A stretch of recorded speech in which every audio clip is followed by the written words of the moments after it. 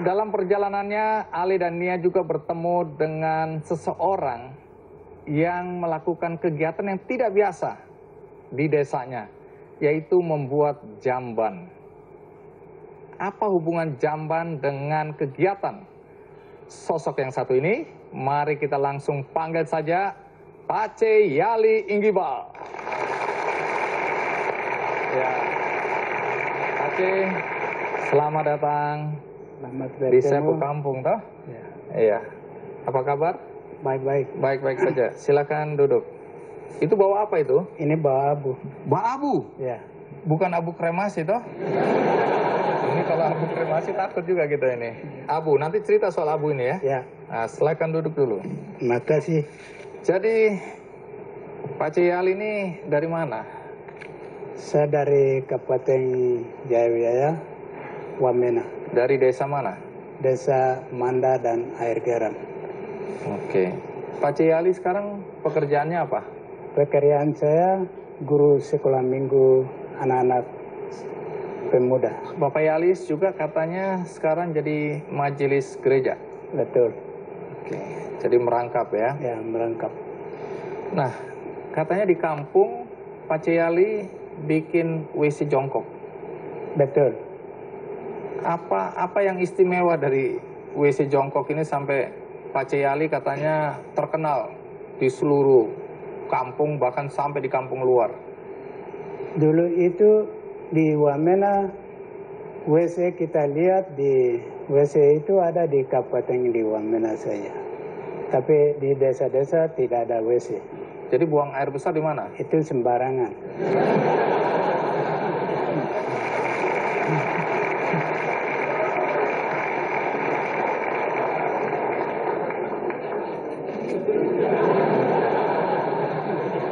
Oh, jadi buang air besar sembarangan? Ya. Di mana? Di hutan-hutan situ? Di hutan-hutan, di rumah, di belakang, dapur, di belakang, kebun.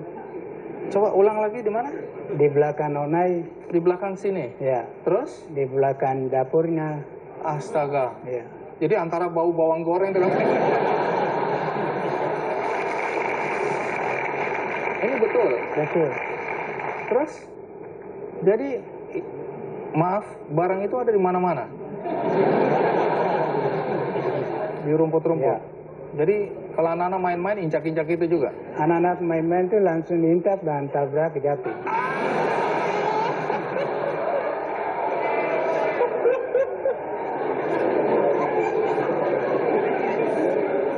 Waduh, kacau ini. Wawancara jadi kacau ini ya. Tapi itu kondisi yang ada dulu ya? Ya. Baik. Sebelum kita lanjutkan, ada baiknya kita lihat dulu liputan berikut ini.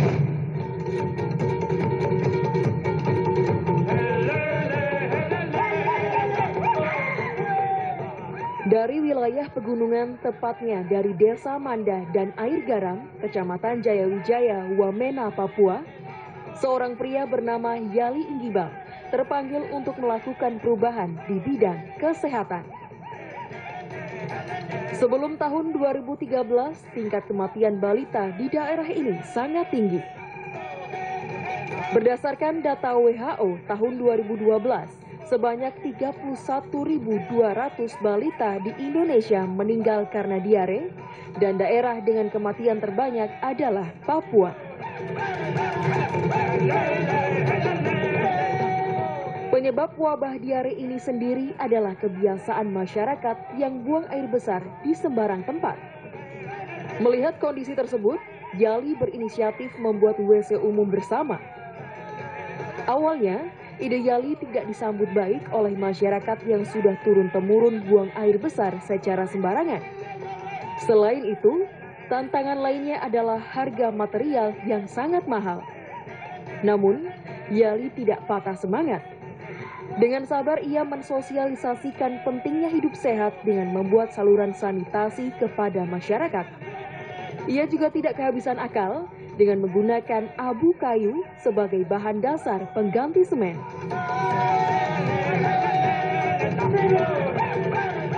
Kini, masyarakat di Desa Yali telah hidup sehat. Sebanyak 103 saluran sanitasi telah dibangun sejak tahun 2013. Tidak hanya di desanya, Yali juga membantu warga desa lainnya untuk membuat saluran sanitasi. Dari pedalaman Papua, seorang Yali mengajarkan kreasi dan juga berbagi.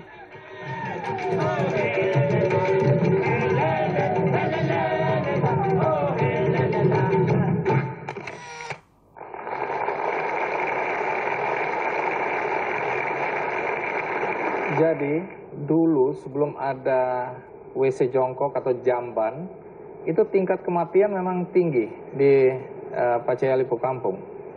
Di sana tahun 2003 saya mulai kerja karena ada anak-anak kecil sakit sedikit mati, mentret mati, muntah mati, semua itu mati. Saya bingung karena kotoran ada di belakang itu lalat bawa ke makanan anak. Orang tua pun sama. Akhirnya kita bingung di situ. Padahal lalat kecil ini dia bawa masuk makanan kita. Dan kita semua mati. Terus apa yang Pacayali lakukan waktu itu? Saya lihat begitu banyak mati, akhirnya kita ada pikir-pikir begitu. Bapak Dokter Chandra dia pergi ke sana. Dokter Chandra dari mana? Dari Wahana PC Indonesia. Oke, terus? Dia akan pimpin di sana. Harusnya kita bikin WC. Waktu itu kita bikin peta pakai abu. Pakai abu, bapak mama, anak-anak semua kumpul. Baru kita bikin peta semua. Peta itu kami kelompok masing-masing taruh batu semua. Terus? Baru di belakang tidak bikin WC, kita taruh daun. Semua kita taruh tanda itu. Yang dibikin waktu itu sudah berupa jamban seperti ini atau cuma daun pisang aja atau daun aja ditaruh? Daun pisang saja. Oh, semua orang harus buang air di situ? Ya. Jadi itu pelajaran pertama? Ya, pelajaran pertama. Jadi tidak sembarangan di mana-mana ya? Ya. Baik. Setelah itu saya pikir nanti kita bikin bagaimana. Saya tangkap pemuda atau kepala desa, itu mereka ambil uang lari ke Wamena. Akhirnya saya tangkap kepala suku Ulep sebagai dia pimpinan di WC di sana, kepala suku. Baru Tunggu dulu, kepala suku jadi pimpinan WC? ya, Ketua WC? ya, Nanti tunggu dulu. Sebelum sampai ke tugas dari ketua WC ini, saya mau tahu dulu bahan-bahan yang dipakai. Ini katanya dari abu ya. Ini abunya di bawah. Ini abu betul-betul dibawa dari sana ini. ya. Ini abu apa ini? Itu abu kayu. Abu kayu. Ya. Jadi ini tidak ada barang-barang aneh di dalam ini ya? Oh ya sudah. Bisa Jadi, pegang? Bisa pegang ya? Tidak apa-apa toh? Tidak apa-apa. Iya. Boleh cium kan tidak? Oke, jadi ini abu kayu. Ya, Jadi habis bakar-bakar begini, abunya diambil. diambil. Terus ini bahan utama buat bikin jamban. Ya, Kok bisa lengket? bisa. Tidak ada unsur lain dari Jadi abu ini tinggal tambah air. Ya, Ada campuran apa lagi? campuran hanya air saja. Oh, air saja. Nanti kalau sudah keras dia bisa kaku gitu. Ya, bisa. Tidak ada bahan apa, lem, semen atau apa? Tidak ada apa-apa. Oh, jadi abu ini kasih air aja sudah bisa keras? Ya, Oh, baru tahu. Baik, jadi ini bahannya ya. bahannya ini hal yang kedua. Hal yang pertama, kita bikin ambil kayu yang besi itu ambil di hutan. Ya, kayu besi. Ya, kayu besi. Untuk bikin WC. Oh, jadi memang ini tertutup ya? Ya, tertutup. Ada laki perempuan sama saja atau beda-beda? Laki perempuan harus beda-beda. Oh, seperti Tidak. di mall ini ya? Begitu. Iya, laki ada tanda panah laki, Ya. tanda panah perempuan. Ya, Oke, terus jadi laki perempuan beda. beda. Nah, sekarang saya ingin tanya, waktu pertama kali Pacayali dan Dokter Chandra tadi ajak, ayo masyarakat, kita sekarang tidak boleh buang kotoran sembarangan, harus di satu tempat. Reaksi masyarakat waktu itu apa? Waktu itu reaksi saya akan panggil yang kepala suku, Iya. gembala, kita rapat khusus rapat di situ baru saya bilang mari kita bikin WC, bisakah? Saya tanya begitu, mereka bilang itu bagus. Kepala suku bilang kita harus bikin WC. Punya rumah, honai masing-masing. Waktu aja, ayo semua harus bikin WC. Orang-orang bilang apa? Ada yang bilang, Pak Yali sugila ini. Nenek moyang tidak pernah suruh-suruh kita bikin WC seperti ini. Betul itu? Waktu saya sudah rapat itu, rapat kedua kali, ada pemuda masuk, Pak Yali tipu-tipuan, dia mau makan uang. Jadi Pak Yali bohong ini, pasti cuma mau makan uangnya ya? Iya. Jadi ada tuduhan seperti itu? Banyak bicara, tapi saya bilang itu orang mabuk. Satu orang sudah buang sembarang, Iya. Bapak Ulep pergi ke sana, tangkap, langsung bayar 300 denda.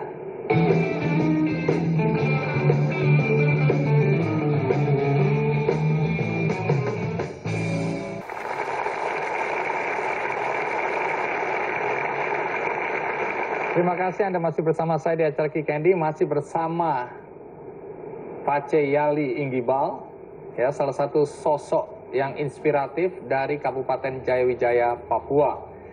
Nah, Pace Yali, ini kan setelah bikin jamban atau WC jongkok itu, masyarakat sekarang sudah buang air besar di WC-WC itu, tidak sembarangan lagi. Tidak sembarangan. Ada berapa banyak WC yang sudah dibangun? Sudah dibangun 103 WC.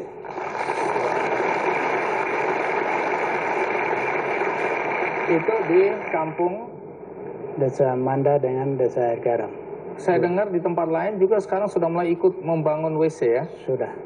Di kampung mana saja itu? Desa Duto 8 WC, Desa Wananuk 10 WC, Distrik Tagime, Desa Muluga 33 WC. Oh, jadi desa-desa di sekitar jadi ikut-ikut bikin WC ya? Ikut, jalan terus. Jalan terus.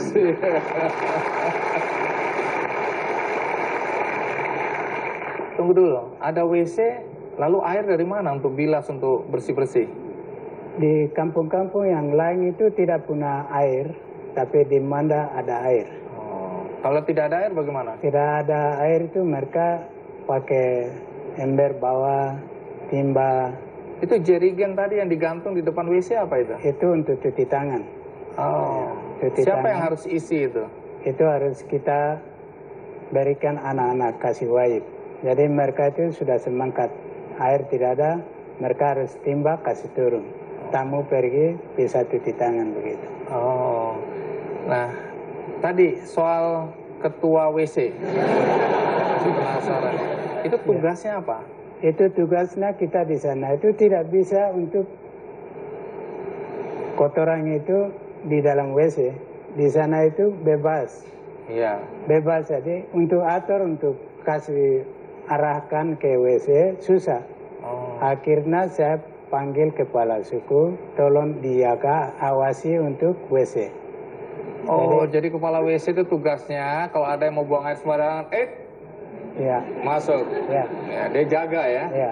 Supaya orang-orang buang airnya di WC. WC, ya. Kalau ada yang nakal, bandel, buang sembarangan, apa itu kena sanksi? Kena hukum? Kena hukum. Hukumannya apa? Hukumannya satu orang sudah buang sembarang. Iya. Bapak Ulep pergi ke sana, tangkap, langsung bayar 300 denda. 300.000? 300.000. Oh, jadi kalau buang sembarangan sekarang kena 300.000? 300.000.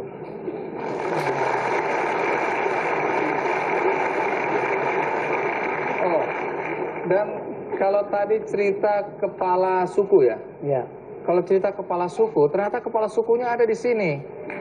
Pak Ulep, silakan berdiri. Bapak. Wah.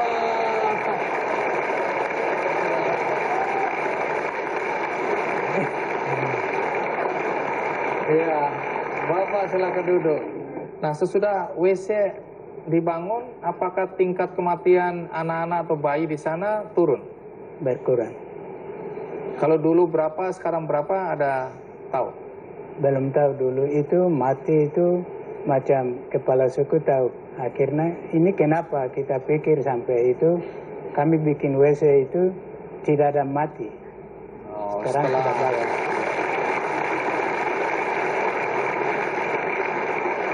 Baik, jadi sesudah ada WC, tidak ada lagi bayi-bayi anak-anak yang meninggal ya? Meninggal. Luar biasa. Baik, ada baiknya sebelum kita lanjutkan, kita undang langsung suami istri yang luar biasa, Ari Sihasale dan Nia Zulkarnain. Iya. Ya, salam-salam dulu. Apa kabar? Baik. Luar biasa. Jadi, Biasa posisinya. oh posisinya, iya. Ale kalau mau pulang aja. Ya, namanya juga usaha. Anak Jayapura dan anak Tembagapura dilarang saling dahulu. Jadi, apa yang berbeda perjalanan Uncover Papua yang pertama dengan yang kedua, perbedaan yang paling terasa apa? Iya, kalau di perjalanan yang pertama, kita juga mengangkat tokoh-tokoh inspiratif, baik yang dari Papua maupun dari luar Papua, tapi yang punya hati untuk membangun Papua. Kali ini, dalam perjalanan kami menemui banyak sekali orang-orang hebat. Inspirasi dari Papua. Ya, tokoh-tokoh inspiratifnya asli dari Papua. Mereka mencintai Papua, mereka ikut membangun Papua. Salah satunya seperti Pak Yali, Kakak Mary, terus ada banyak lagi ya, Pak Usman Wetipo, Pak Hermanus Tananar, Ibu Lince Kogoya. Jadi banyak ya? Iya. Menarik karena mereka ini sebenarnya yang disebut oleh Kiki Endi itu pahlawan-pahlawan yang bekerja dalam diam, dalam sunyi ya. Mereka tidak disorot oleh kamera, tapi mereka bekerja dan mereka bekerja dengan hati. Betul. Nah, antara lain kalau saya tahu Pak Hermanus seorang guru ya, betul. Guru yang kena hernia. Betul. Hernianya parah betul, besar sekali, sehingga harusnya mengganggu. Tapi semangatnya katanya tinggi sekali ya. Luar biasa. Jadi Pak Hermanus itu selain hernia, beliau kena sakit kaki gajah dua-duanya. Tapi justru beliau adalah guru yang paling rajin, yang setiap hari justru datang mengajar, tidak pernah absen. Justru guru-guru yang sehat yang lain mungkin yang jarang datang, yang harus banyak mencontoh dia.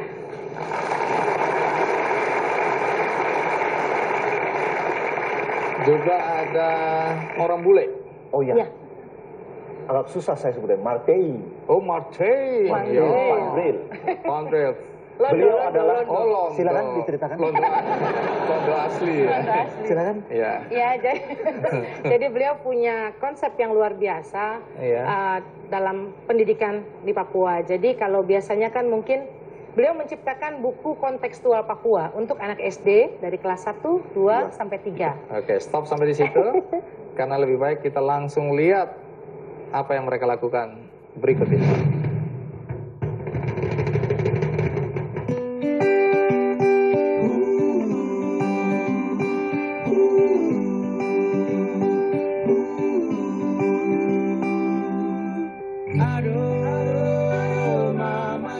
Berada jauh di pedalaman timur Indonesia, seorang pria bernama Hermanus Tananar menunjukkan dedikasinya di bidang pendidikan. Pria berusia 49 tahun ini adalah seorang guru honorer di SD YPK Ansudu, Distrik Pantai Timur, Kabupaten Sarmi, Papua. Sebagai guru honorer, setiap harinya Hermanus mengajar sejak pukul 7 pagi hingga pukul 1 siang. Ayah 3 anak ini harus mengajar di semua kelas karena dari 8 guru yang tercatat, hanya 3 guru yang aktif mengajar di sekolah tersebut. Dedikasi Hermanus yang sangat tinggi ini patut diacungi jempol. Mengingat kondisi fisik Hermanus yang menderita penyakit kaki gajah dan hernia sejak tahun 1998. Namun, demi masa depan 60-an anak-anak didiknya, Hermanus rela melawan rasa sakitnya. Rindu mati ke gunung-gunung, ke lembah-lembah, ke Papua. Selain Hermanus, sebuah LSM bernama Yayasan Kristen Wamena juga ikut mendukung kemajuan pendidikan di tanah Papua. Yayasan ini membuat buku-buku pelajaran dengan pendekatan kontekstual pada alam, budaya, sosial, dan geografis Papua yang diberi nama buku paket kontekstual Papua.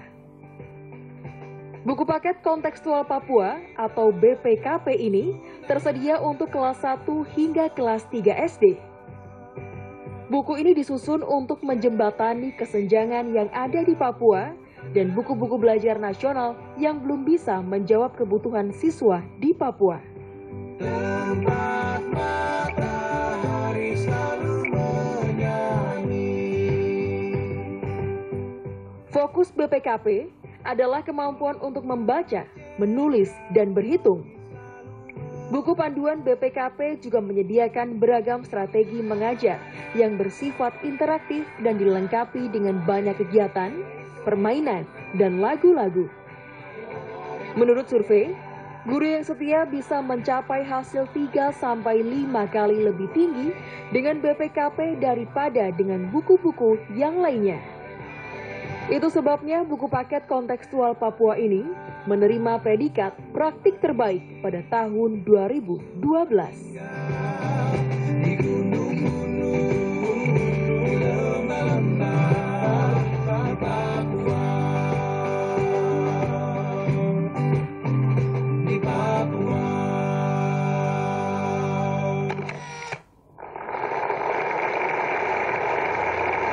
Ya, itu sebagian cerita tentang tokoh-tokoh yang kalian temui ketika dalam perjalanan ya. Kenapa nangis? Saya tidak akan meninggalkan kamu. Ya ini kalau ke Papua ini begini, orang bilang kan tempatnya menyeramkan, gitu, orang-orangnya sangar, gitu. Tapi ya saya banyak belajar dari Papua. Ya itu tadi kalau ke Papua ketemu hati yang tulus, mengajarkan kita berbagi, empati, perjuangan hidup, semangat, toleransi beragama, banyak lagi. Tarik nafas dulu. Jangan kemana-mana karena masih banyak cerita-cerita inspiratif yang akan dikisahkan oleh Ali dan Nia. Ikuti terus Kikendi.